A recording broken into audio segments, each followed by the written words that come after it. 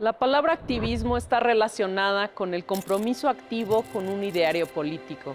El activismo en el arte parte de este mismo principio, en donde no hay una separación entre el arte y la vida. Bajo esta lógica, el arte es capaz de transformar realidades sociales, es capaz de ser parte del cuerpo colectivo y su finalidad excede a los límites del campo artístico. Sale del mundo del museo, del ámbito de las exposiciones y de los objetos. Hoy abordaremos el trabajo de Lorena Wolfer de la mano de la curadora Lucía San Román para ver qué significa el activismo en el arte.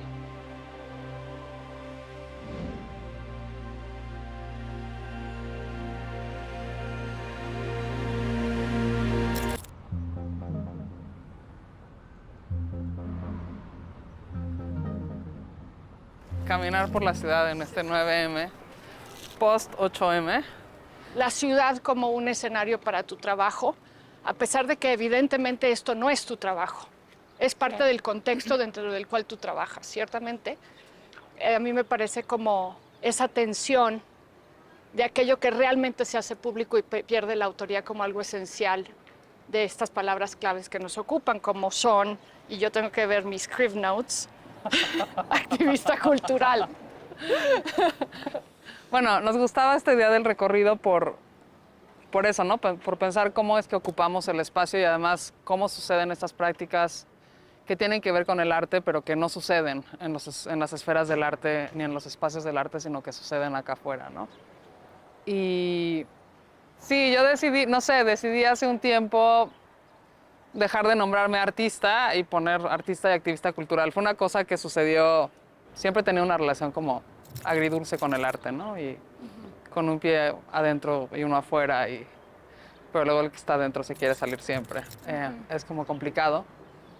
Y nombrarme activista, pues fue algo que fue sucediendo. O sea, primero eran como prácticas más o menos separadas y creo que conforme ha pasado el tiempo se han ido como transformando en una misma cosa. Aunque tu palabra clave es activismo cultural,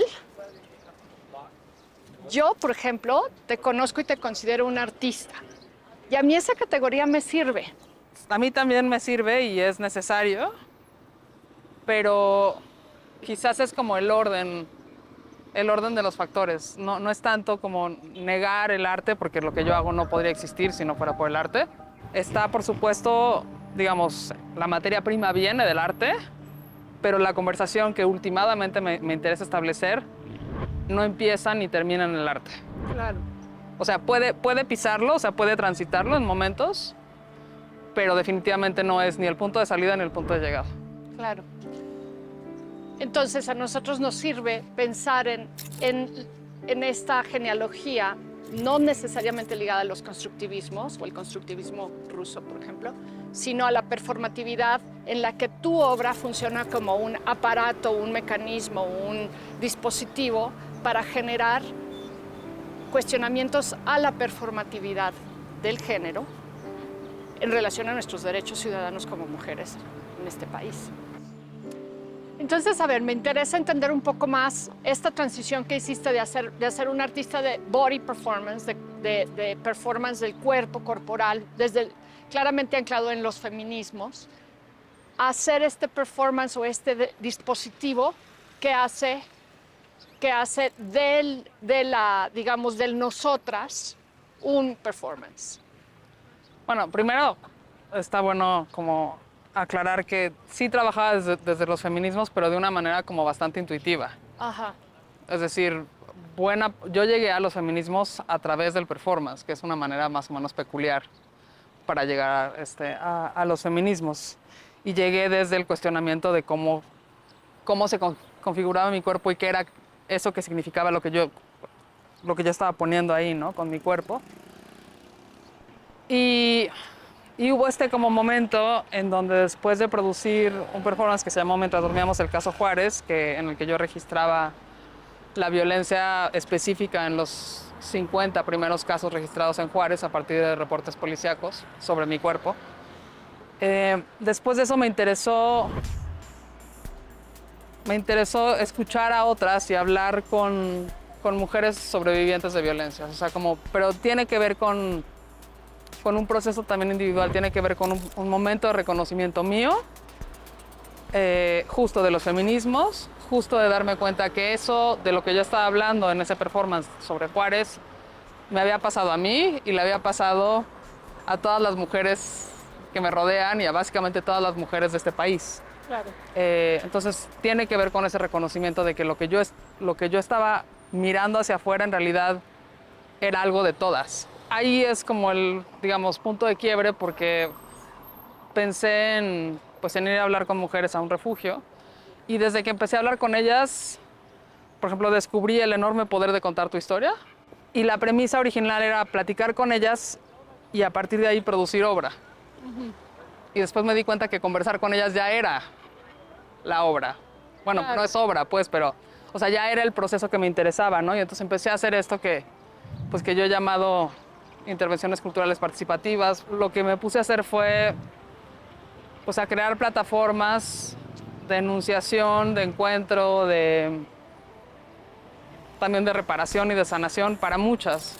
Se creó nosotras. En ese momento la verdad es que yo no lo tenía, o sea, no fue una cosa que yo pudiera entender y mirar hasta después. Claro. O sea, ese tránsito del singular al plural, del yo al nosotras, Sí. no lo pude ver hasta que ya estaba yo instalada en el nosotras, porque en el nosotras, o sea, en estas plataformas en realidad no importa lo que yo tenga que decir o lo que yo haya vivido. No, mi voz es, si acaso, una más en evidencias, donde yo invito a mujeres a que donen objetos domésticos empleados para ejercer todos los tipos y modalidades de violencia contra las mujeres. Yo lo que pongo es el dispositivo, que es traigan sus objetos, saquen sus objetos, o sea, hagan un tránsito del objeto de tu casa, de tu comedor, de tu cuarto, a una esfera pública con otras. Pero quienes realmente conforman eso son las mujeres o las familias o amistades sobrevivientes de víctimas de feminicidio que llevan los objetos. Y ese tránsito, o sea, lo que implica llevar la caguama, la escoba, los zapatos, sí. Ese es el dispositivo y eso es lo que a mí me interesa, lo que te sucede al momento de llegar y entregar un objeto. Digo, en el caso de evidencias, por ejemplo, el montaje era un montaje abierto. Claro. Entonces tú llevabas tu objeto y podías decidir cómo y dónde ponerlo, ¿no? Sí. Y en ese cómo y dónde ponerlo, además de que pues llegabas, o sea, el momento de llegar y decir traigo esto y mi historia es esta y tal vez la tengo escrita, pero tal vez no. Tal vez lo que necesito es que ustedes la capturen, entonces yo les voy dictando cómo es que, o sea, por qué traigo este objeto. Y después quienes llevaban los objetos se encontraban con otras personas que llevaban otros objetos. Y esos encuentros, o sea, conmigo, con las personas que me ayudan a recabar los testimonios y con otras personas que van a donar los objetos, ese es el dispositivo, digamos, en acción, ¿no? Y es la parte medular de lo que yo hago y es lo que más me importa. Lo que queda, que es un poco como los remanentes del dispositivo o el documento del dispositivo, Sí. pero cumple una función muy diferente, digamos, la congregación y el encuentro y esta experiencia conjunta y grupal, que lo que queda, ¿no? Son Sí. esos dos momentos a veces Claro. suceden al mismo tiempo, o sea, a veces son paralelos o a veces son completamente separados. ¿A ti te sirve de algo políticamente en términos de los activismos, en términos de potencializar ciertas discusiones, el denominar lo que haces como arte y a ti misma como artista, o no te sirve? Basado en la evidencia, no en los deseos de uno. Porque tú sí tienes esa característica que, a diferencia de muchas y muchos artistas que quieren hacer activismo y quieren hacer política pública, tú sí lo has logrado. Es decir, no solo tú, pero las colectividades que representas en cierto momento, etcétera, como de una forma de cabildeo, digamos. ¿Te sirve o no te sirve? Yo lo pensaría más en términos, o sea, si me dices, ¿me sirve? Sí me sirve porque, por ejemplo, hay cosas para las cuales yo puedo pedir permiso como artista, Ajá. que me son concedidas porque es arte. Que si yo lo planteara como activismo puro y duro, no me lo darían, en términos como utilitarios, ¿no? Pero yo más bien pensaría en honestidad. Lo que hago sí incluye, es parte, se cimienta, viene de el arte, ¿no? Entonces, más que servirme, me parece... O sea, creo que el dispositivo justamente lo que hace, o los dispositivos justamente lo que hacen es que emplean muchas herramientas del arte. Entonces no podría desligarlo tampoco del arte, aunque a veces sí se me antoja y lo he intentado, ¿no? Claro. Al fin y al cabo hay un elemento que no aparece tan seguido.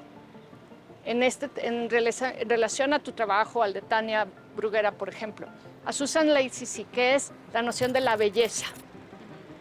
Lo que sucede, al fin y al cabo, son ejercicios éticos, donde la estética se mete por medio de la ética, de cierta forma. Sí, no, o sea, yo no tengo ni siquiera reparo en consideraciones estéticas. O sea, dicho Claro. tal cual, ¿no? Ahorita vamos a caminar un poco más hacia la glorieta de las mujeres que luchan, a tener una conversación con dos colegas sobre estas enunciaciones del nosotros que se dan en este momento en México y que son tan importantes en crear otro tipo de futuro.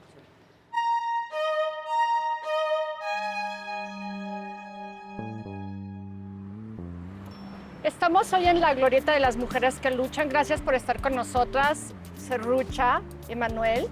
Es importante para Lorena en articular no solo su práctica, sino esta noción de nosotras, que es parte de los feminismos y de los activismos, el nos invitar a que estas plataformas, como lo es un programa de la UNAM sobre la artista Lorena Wolfer, también sea un espacio en que otras narrativas se pueden trazar y sea una plataforma para otras prácticas. Entonces, Lorena,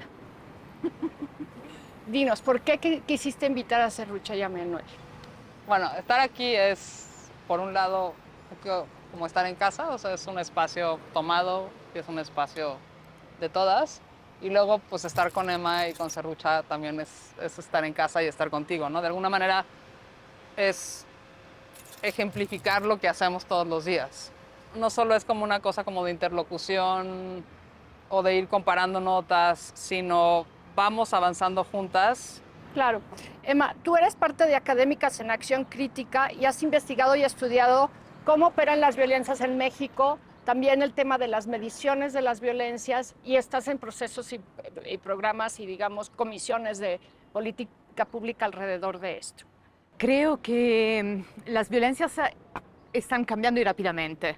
Las violencias se transforman. Por ejemplo, una de las cosas que hablamos con las compañeras, ¿no? Porque tenemos necesidad constantemente de hablar entre nosotras, justo porque como cambia rápidamente la violencia, eso significa que tenemos necesidad de una mirada compartida sobre el tema. Y una de las cosas que nos preocupan más hoy en día es, por ejemplo, que a veces baja el porcentaje de feminicidio, pero sube lo de desapariciones. Eso significa que cuando baja un tipo de violencia, tenemos que mirar qué otra violencia está al alza, porque también eso nos está contando de otro fenómeno. Lo que nos interesa no es solo hablar y visibilizar la violencia. Lo que nos interesa, y creo que hemos hecho un montón de trabajo sobre eso, es pensar a qué sistema posibilita eso, ¿no?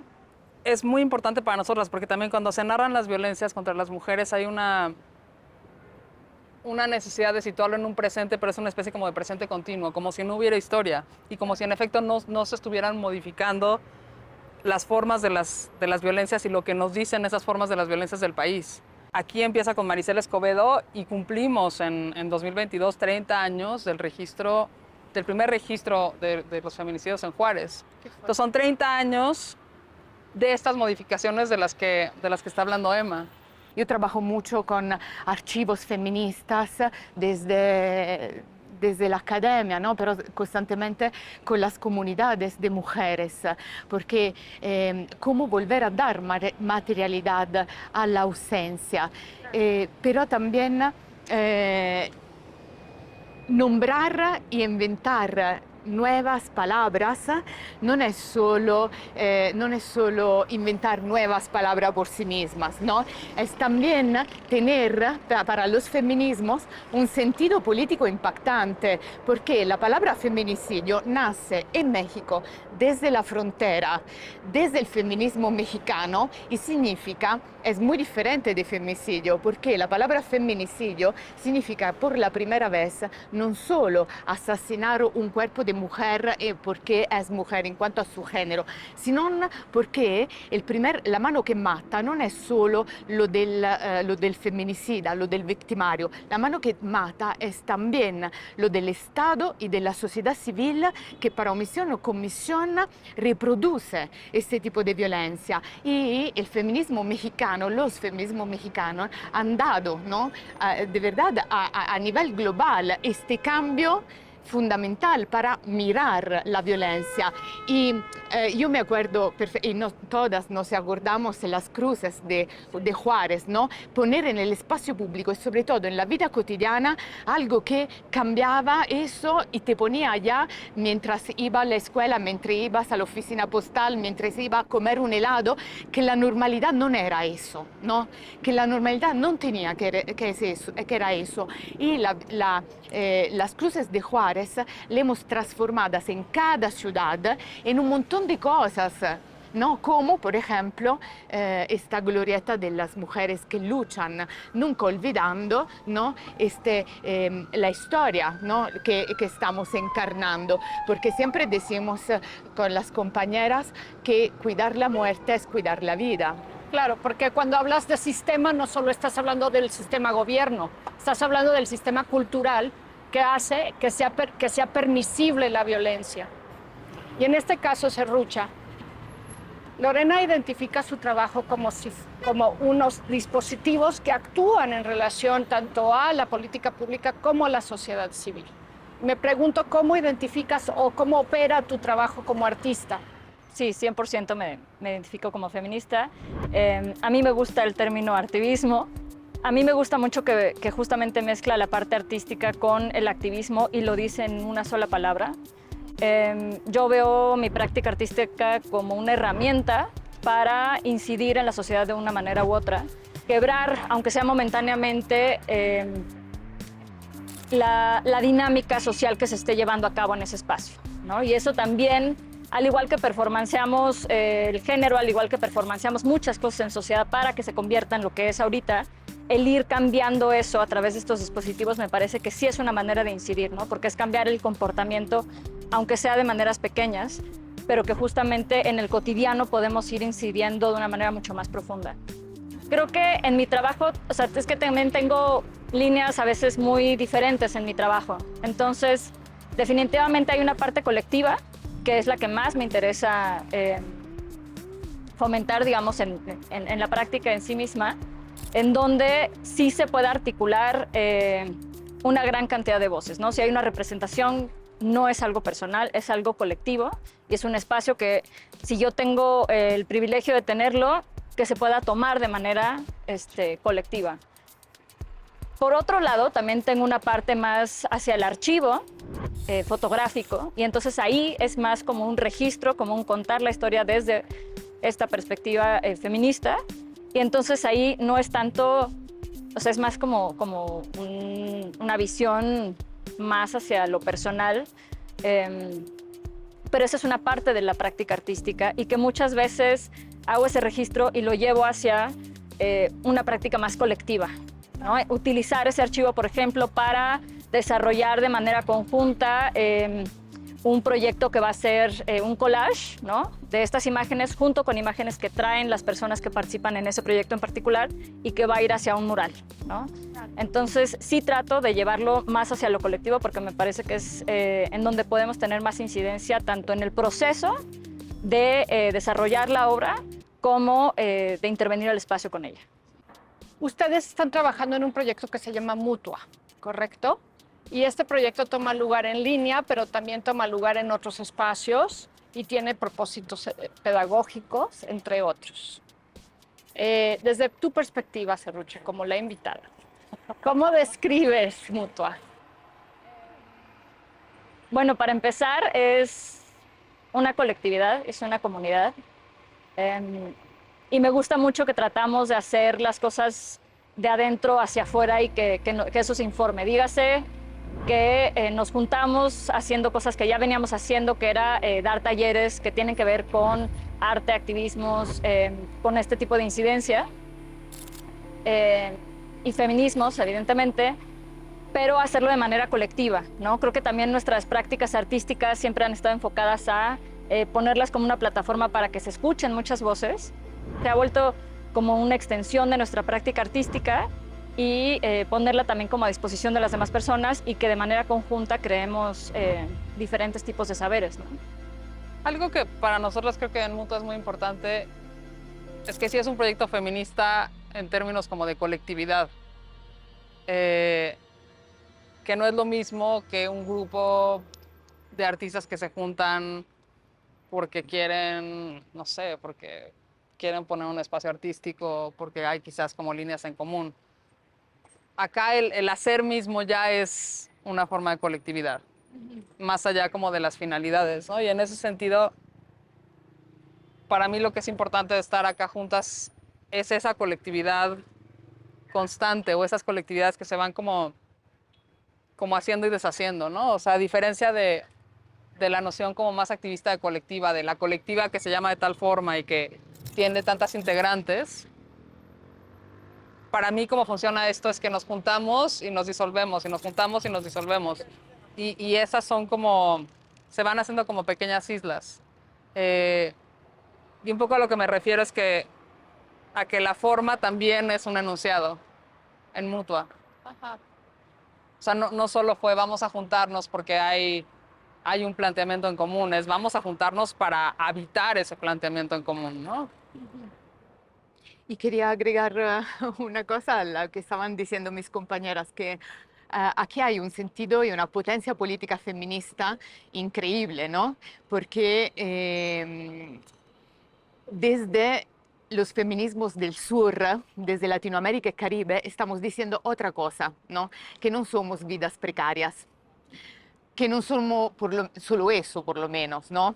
Y que no somos solo cuerpos desechables, que somos cuerpos flexibles y grupos fluidos, pero hemos transformado esta capacidad de ser fluidos en algo que resiste en el tiempo, en algo que no se pierde, porque sabemos perfectamente que recreamos constantemente un sentido de confianza. Si no logro entender una cosa, si no logro entender qué está pasando, si me sirve una herramienta más, inmediatamente, aun si no hablamos desde hace tiempo, nos llamamos constantemente. Este hilo conductor constante se queda, ¿no? Entonces estamos transformando la precariedad de la existencia en toda otra cosa y lo estamos haciendo desde el sur, ¿no? Y eso creo que se refleja constantemente en la potencia política feminista que estamos generando. Yo pienso que sí hay que ser optimistas. Siempre acabo con esta nota optimista porque yo sí creo que es un acto radical el ser optimista a pesar de todo. Y gracias a ustedes, porque a ustedes me dan a mí optimismo, ver el tipo de trabajo que hacen y cómo hacen espacio para muchísima diversidad de investigaciones, de tipologías de arte y demás, es algo que pienso que solo es positivo.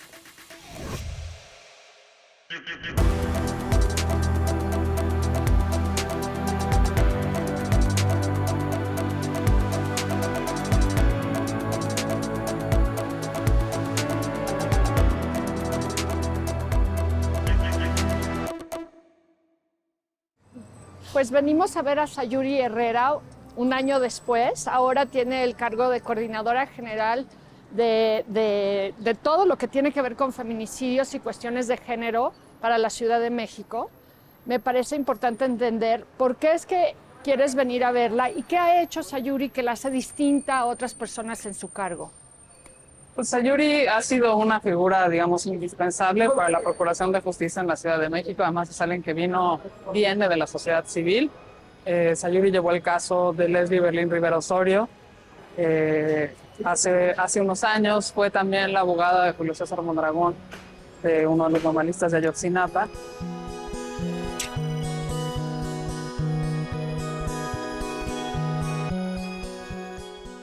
Hola, buenos días. Pues muy contenta de encontrarnos, de saludarnos y de compartir juntas nuestras experiencias, ya después de pues este tiempo transcurrido también en la Fiscalía General de Justicia 2023. Ahora ocupas el cargo de Coordinación General de Investigación de Delitos de Género y Atención a Víctimas de la Fiscalía General de Justicia de la Ciudad de México. Sí, es en agosto del año pasado, de 2022, el 16 de agosto asumí la titularidad de la Coordinación General de Investigación de Delitos de Género.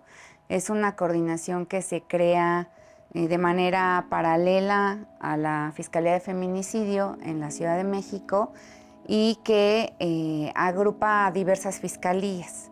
Mi trabajo en la coordinación es supervisar los trabajos que se realizan en la Fiscalía de Feminicidio, los trabajos que se realizan en la Fiscalía de Investigación de Violencia Familiar, de la Fiscalía de Trata de Personas, la Fiscalía de Delitos Sexuales, la Fiscalía de Niñas y Niños, la Fiscalía de Justicia Penal para Adolescentes, los Centros de Justicia para Mujeres, el Refugio de Trata, el Centro de Estancia Transitoria para Niñas y Niños y los Centros de Atención a Víctimas de la Fiscalía. A mí me gusta pensar que, digamos, las relaciones que establezco en mi práctica son relaciones, pues antes que todo, como afectivas y amorosas, ¿no? Y contigo claramente es el caso. O sea, tenemos una relación, ya no sé de cuántos años, pero de varios, muchos.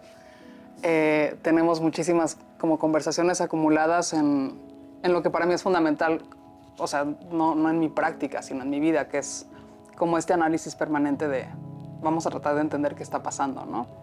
Y vamos a tratar de entender qué está pasando para entonces ubicar qué es lo que hay que hacer, ¿no? Qué es lo que urge.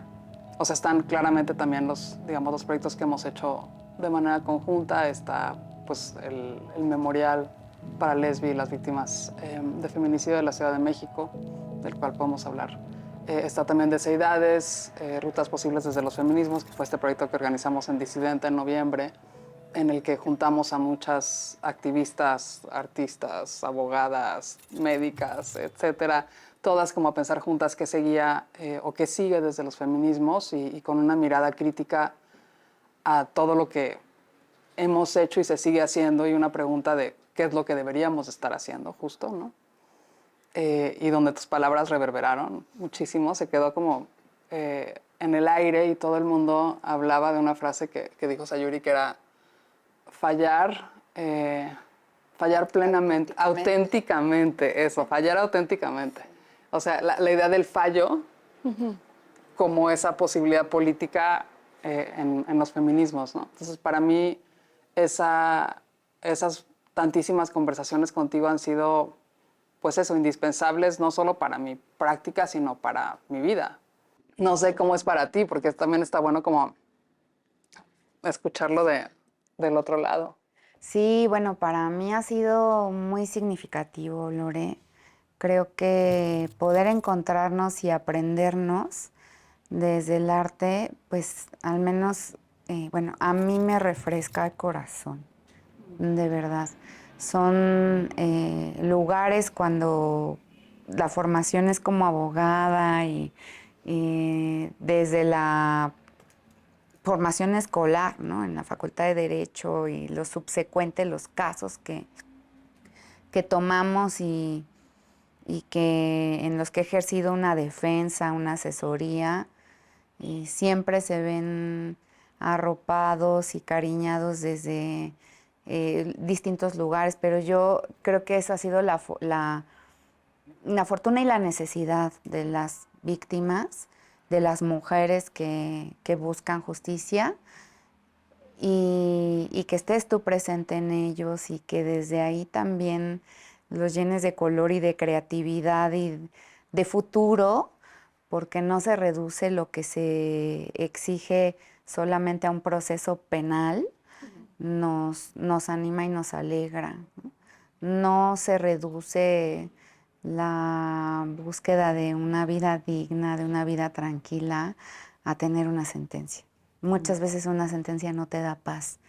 Si no hay estas otras aportaciones entre nosotras y escucharnos y saberme en particular, yo también acompañada, me ayuda mucho para no perder el referente ético y político de las decisiones tomadas. Y una de ellas, y muy importante, estar aquí. Y por qué estamos aquí, por qué yo lo decidí. Y de tomar estas decisiones que se deben tomar desde este lugar con esa pregunta, ¿no?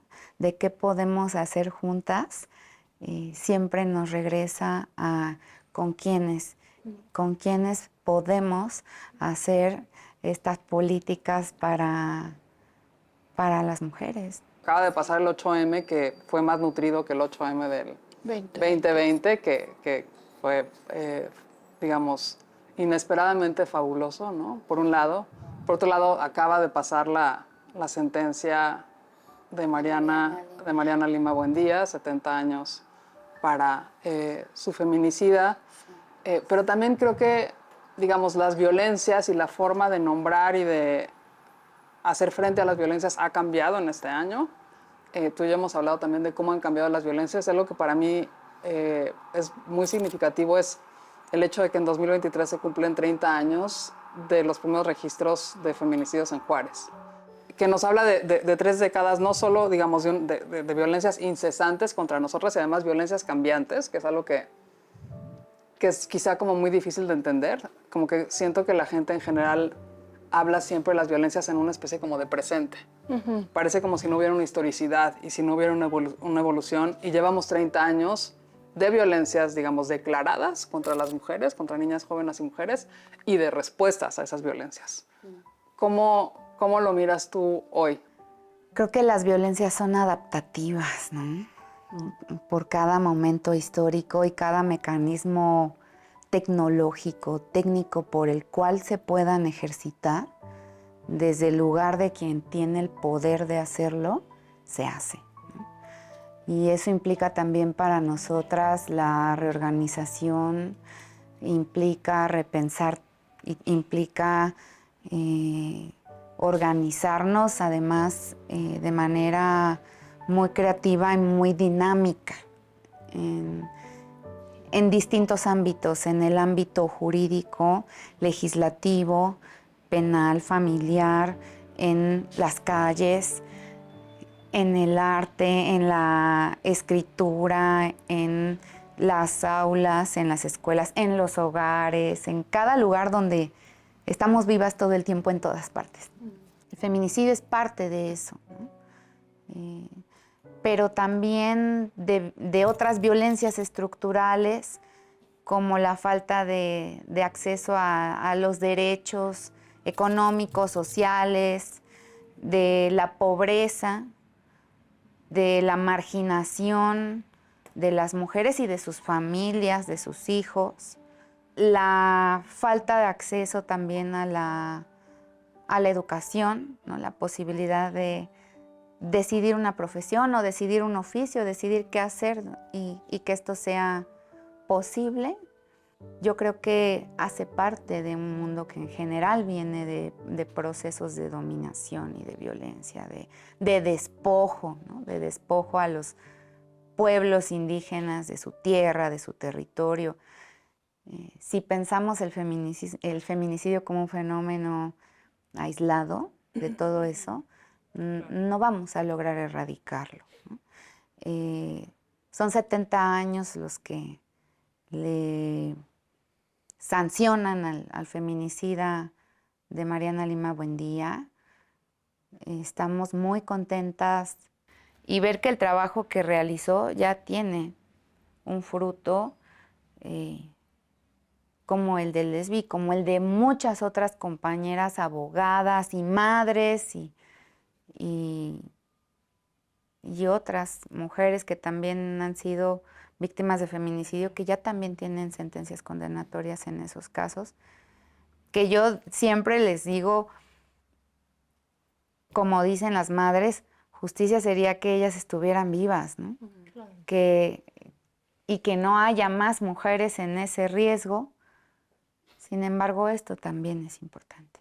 Lorena, aquí me interesa entender no solamente los acompañamientos que haces, las conversaciones, la activación de una red activista alrededor de estos proyectos, pero más concretamente, ¿qué partes de esto implican una sensibilidad artística? Entonces, sí quiero entender, puesto que nos convoca un programa sobre tu práctica artística, aquellas capacidades que se traen a la mesa desde el arte.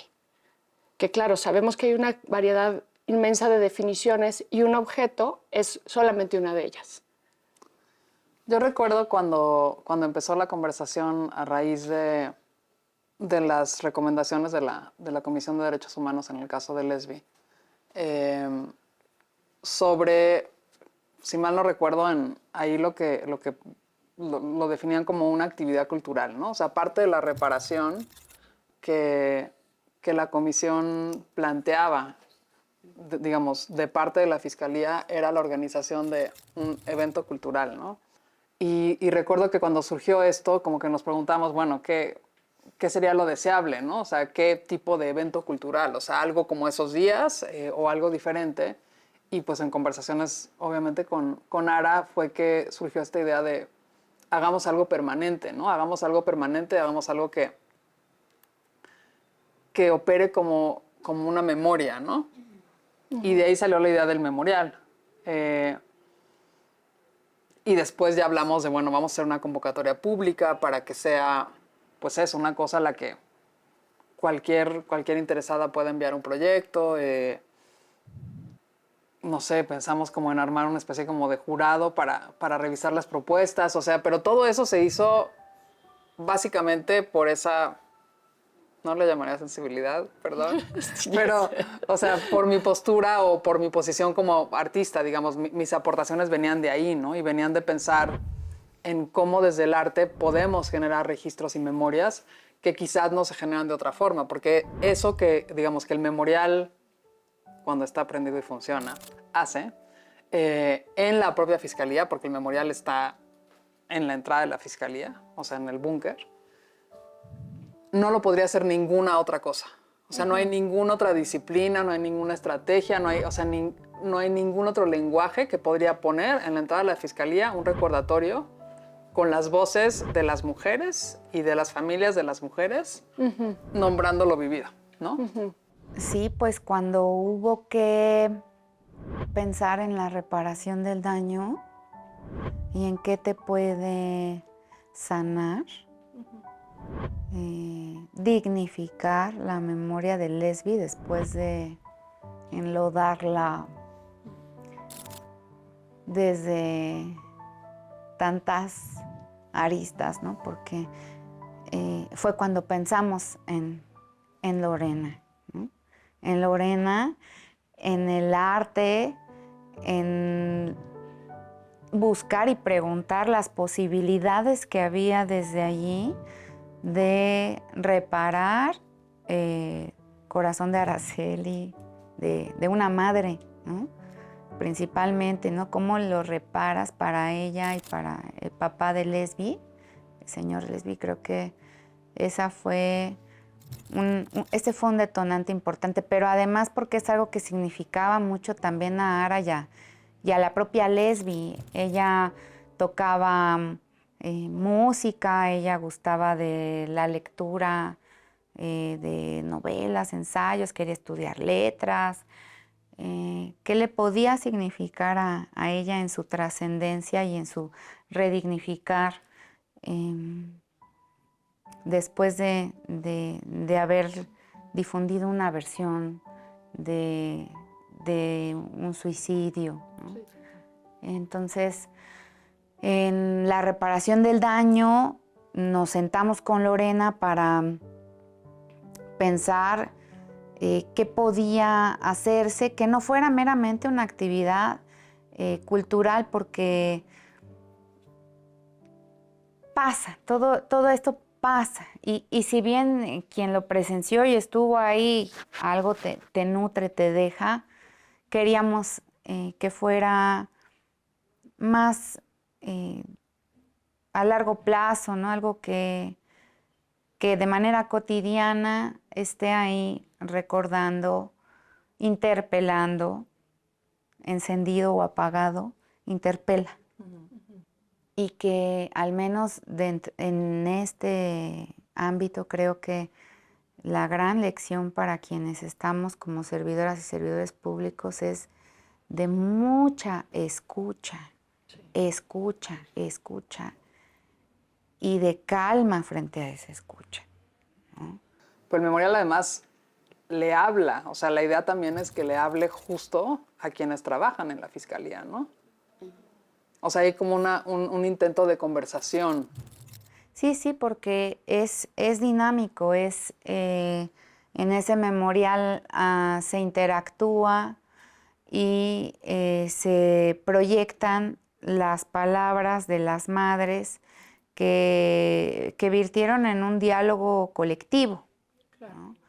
Y en donde ellas comparten lo que ha sido la búsqueda de justicia, qué les ha significado y qué les duele. Y pensaría también como en qué va generando, y que es algo que hemos hablado como muchas veces, o sea, qué genera el trabajo que ustedes hacen aquí afuera, ¿no? Y cómo el afuera también entra en conversación con lo que está pasando acá, ¿no? Si miramos, digamos, en el arte, donde el arte feminista es lo de hoy, que también esa es una diferencia, digamos, importante de hace un año a hoy. En este lapso de tiempo a Mónica Mayer le dieron el Premio Nacional de Arte, que era algo que jamás nos hubiéramos imaginado y que, por ejemplo, hablando de Mónica y del tendedero, el tendedero para mí fue seminal en contribuir a que las mujeres tuviéramos el derecho de contar nuestras historias de violencias. Hace no tanto no las podíamos contar públicamente.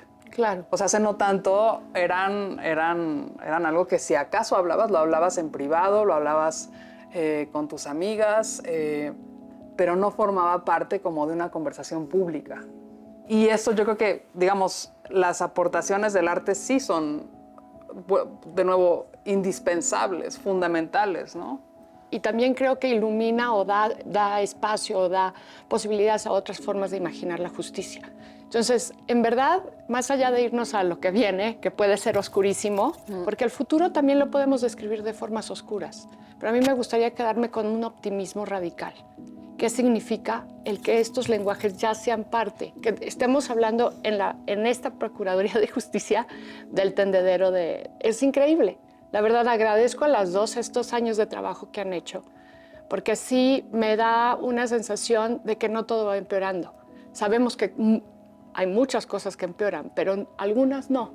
Y en particular que en este país empecemos a hablar de forma pública de todo lo que sucede, los abusos sexuales, de todas las terribles cosas que suceden y que podamos decirlo sin que la vergüenza ya no sea nuestra como víctimas de abuso, que hemos sido muchas. La palabra nuestra importa. Creo que en particular en delitos sexuales, desde el lugar de la institución y de la autoridad, se había cuestionado ¿por qué vienes a denunciar hasta ahora? Como una forma de decir, estás mintiendo, ¿no? Porque el silencio para nosotras también es importante, también lo es. Que cuando tú te acercas a una institución ya te sientas lista y además te puedan arropar porque denunciar inicialmente puede descolocar y generar una reacción del agresor para la que debemos estar preparadas, no solas, sino arropadas desde las instituciones cuando esa denuncia es interpuesta, y que nos acerquemos y seamos protegidas y denunciemos cada vez más de manera inmediata a que ocurran los hechos, posibilita la justicia. Posibilita la justicia porque hay también oportunidad de incorporar pruebas que robustecen esa palabra.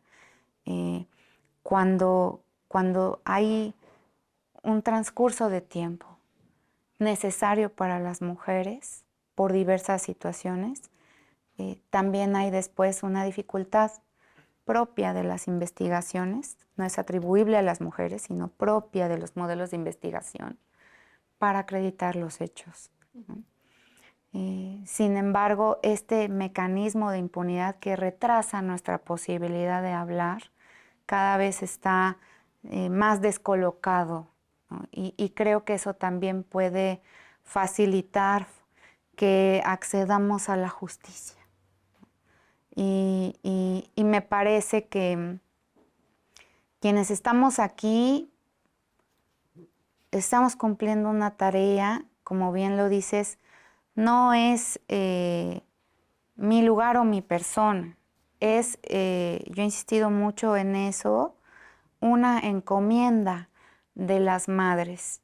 Y yo, en mi horizonte ético, en mi corazón, yo sigo con ese compromiso y esa manera de significar mi presencia aquí como una decisión de todas, de que aquí podíamos hacer algo en un espacio que abrimos nosotras. Y confío, sí, porque lo veo en que quienes están ahora en las universidades, en las escuelas, en las calles, en los hogares, y quienes mucho más jóvenes están aprendiendo estas nuevas formas, lo continúen, ¿no? Que no podemos hacernos indispensables, pienso, nosotras. Claro. No podemos y no debemos. Claro. Para que ese fruto florezca y continúe, es necesario descolocarse de eso.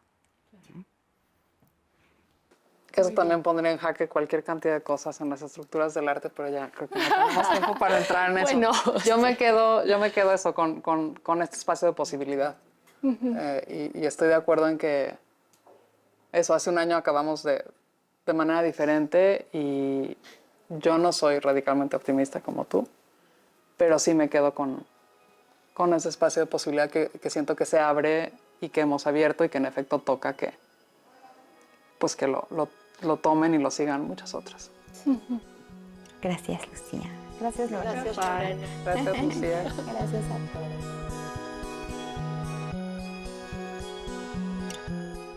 Terminamos nuestro recorrido en redes en una charla por Zoom con miembros de la Laboratoria de Arte y Género que Lorena creó hace 8 años y que ha tenido distintas miembros y etapas. Me gustaría comenzar hoy con una explicación de Lorena desde su perspectiva, y ustedes pueden decir que no están de acuerdo, de qué es el LAG.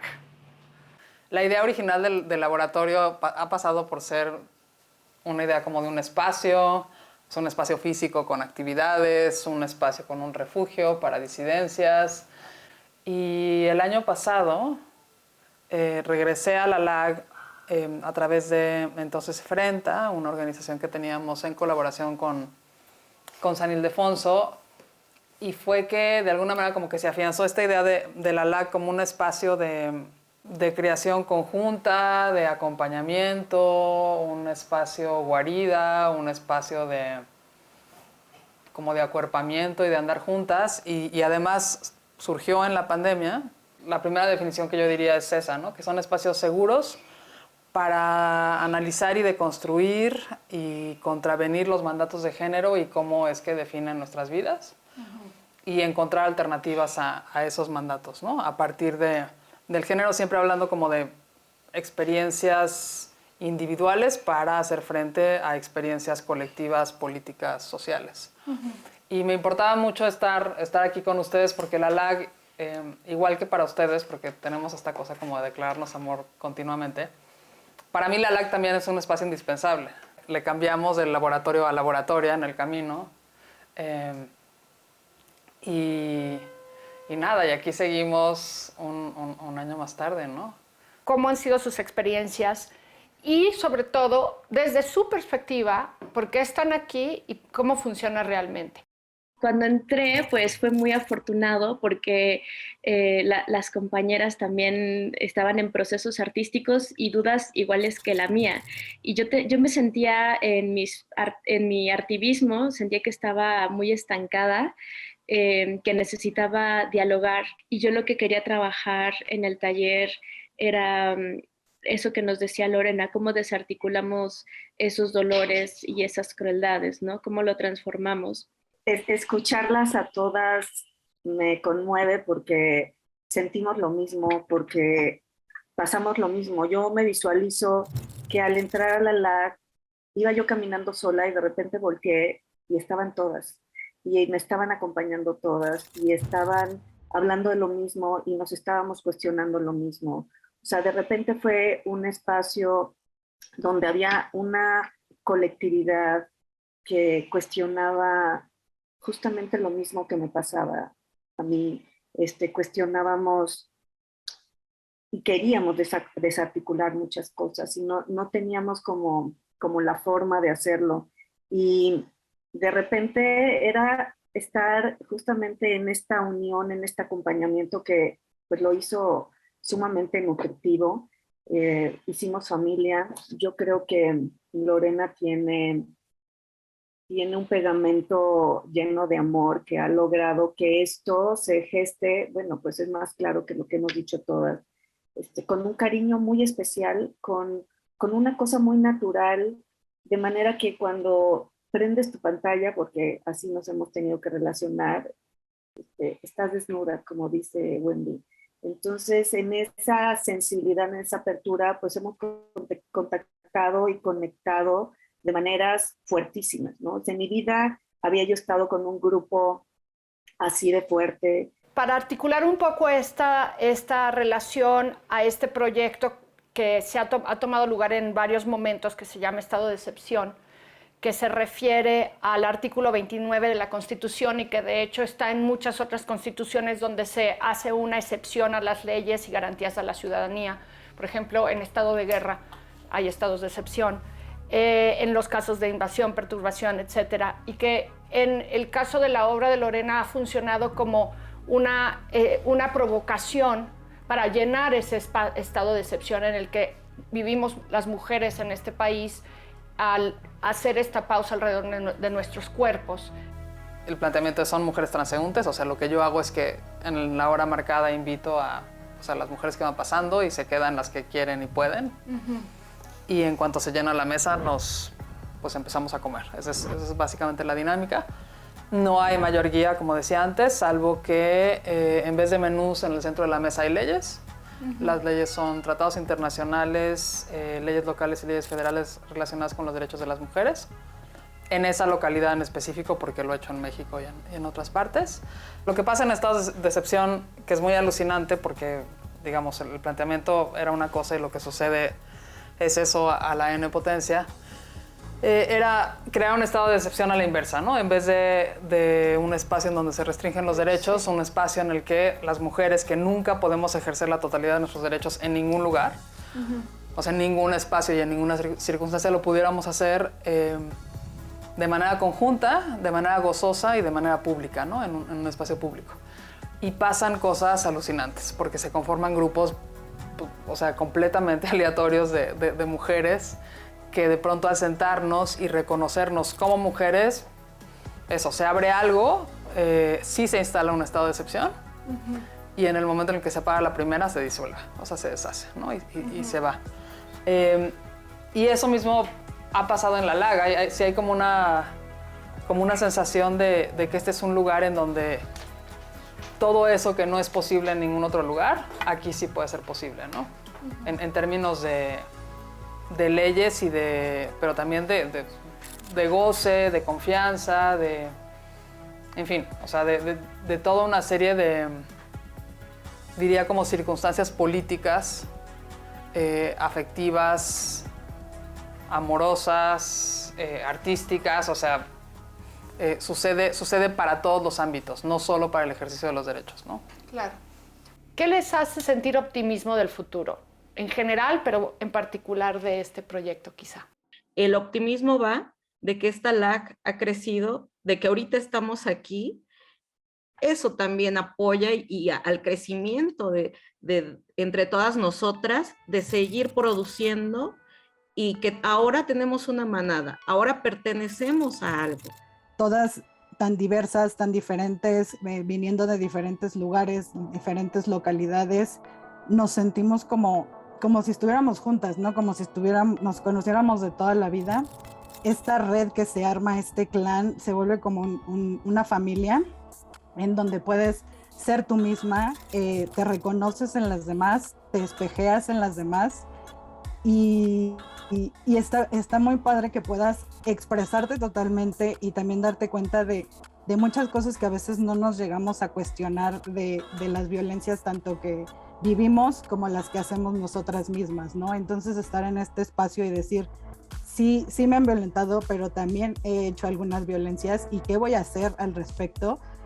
Yo cerraría diciendo que durante mucho tiempo para mí la idea de trabajar en colectivo era una aspiración. O sea, la idea como feminista de eso, de la colectiva y de la grupa y así, eran palabras súper chidas que nunca se concretaban, ¿no? Para mí una cosa fundamental de la LAG que ahí se entreteje con Mutua es eso, que es la primera vez en mi vida que puedo trabajar de manera conjunta con otras en una plataforma permanente.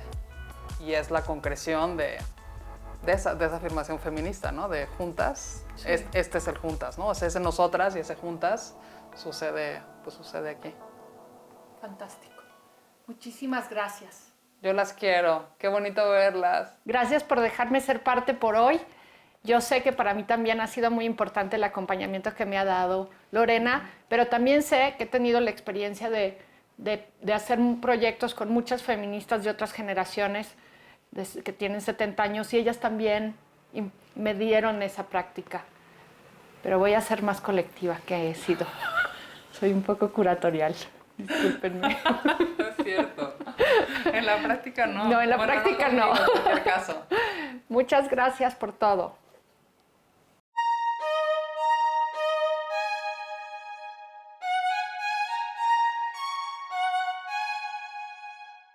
Como vimos en el programa, Lorena Wolfer ha trabajado desde el activismo artístico para hablar sobre la lucha de las mujeres y denunciar la violencia de género en México. El feminismo ha dictado su práctica en las últimas décadas, lo mismo que la idea de que el arte se puede construir colectivamente. Esto es Palabras Clave. Hasta la próxima.